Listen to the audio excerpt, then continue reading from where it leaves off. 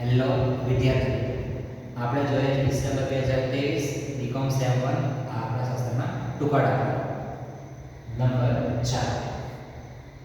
પ્રચલિત સંકેતો અનુસાર n બરાબર 70 સિગ્મા fd વર્ગ બરાબર 258 સિગ્મા fd બરાબર 96 અને વર્ગ લંબાઈ 5 હોય તો પ્રમાણિત વિચલન શોધો. તો દાખલામાં પ્રમાણિત વિચલન શોધવા આપણને કીધું છે. પ્રમાણિત વિચલનને આપણે સંકેતમાં s થી ઓળખીશું.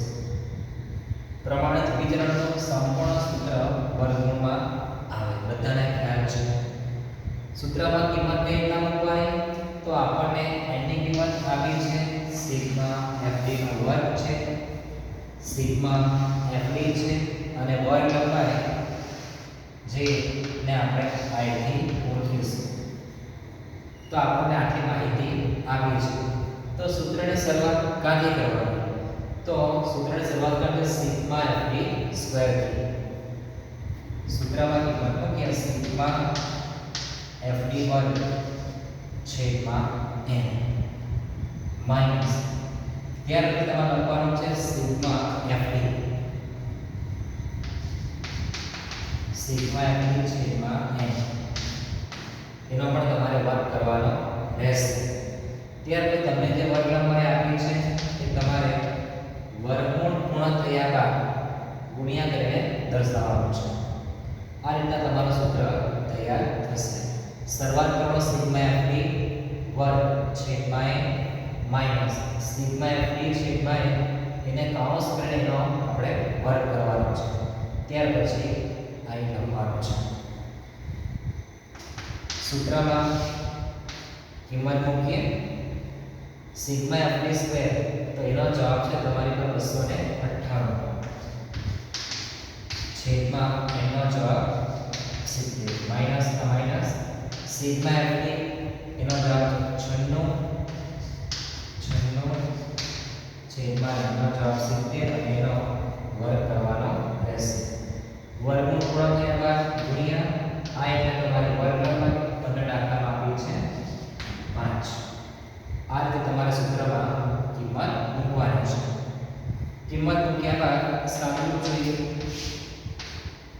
તો કેલ્સીમાં તમે ગણી શકો છો 258 ભાગ્યા 70 કરો તો 258 ભાગ્યા 70 કરો તો તમારો જવાબ 3.67 માઈનસ ના માઈનસ. ત્યાર પછી સૌથી મહત્વની ગણતરી છે 96 ભાગ્યા 70 અને વર્ગ કરવાનો. તો સૌપ્રથમ તમારે કેલ્સીમાં લખવાના છે 96 છેદમાં 70 છે તો ભાગ્યા 70 બરાબર નિશાની કરવાની અને વર્ગ કરવો છે તમારે ગુણ્યા પછી બરાબર કરી દેવું તો તમારો જવાબ થશે 1.8808. પોઈન્ટ पे તમારે 4 આંકડા લખવાના રહેશે ગુણ્યા 5. સૌથી મહત્વની ગણતરી અહીંયા રહેશે. આ તો સિમ્પલ છે 258 ભાગ્યા 70 તો 3.67.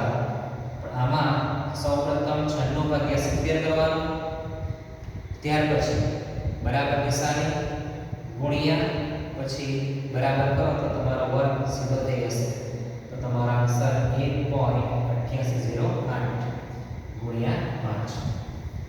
વર્ગમૂળમાં સૌપ્રથમ બાદબાકી જોઈએ તો 3.67 ઓછા 1.8808 તો તમારો વર્ગમૂળમાં જવાબ થશે 1.8049 ગુણ્યા 5. 1.8049 નો વર્ગમૂળ કાઢો તો તમારો જવાબ 1.34 ગુણ્યા 5. તો તમારો જવાબ પ્રમાણિત વિચલન એટલે કે s નો જવાબ 1.34 ગુણ્યા 5 કરો તો તમારો જવાબ થશે 6.72. તમારો જવાબ 6.72 થશે. આ રીતના તમારે પ્રમાણિત વિચલન શોધવાનું છે.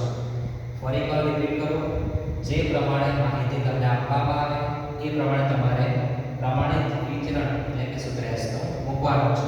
દાખલામાં સિગ્મા FD એ વર્ગ લંબાઈ I અને સિગ્મા FD છે, તો તમારે શરૂઆત કરો સિગ્મા FD વર્ગ છેદમાં n થી માઈનસ સિગ્મા FD છેદમાં n આખાનો વર્ગ, અને વર્ગ લંબાઈ તમારે વર્ગમૂળ પૂર્ણ થયા બાદ ગુણાકાર કરવાનો રહેશે.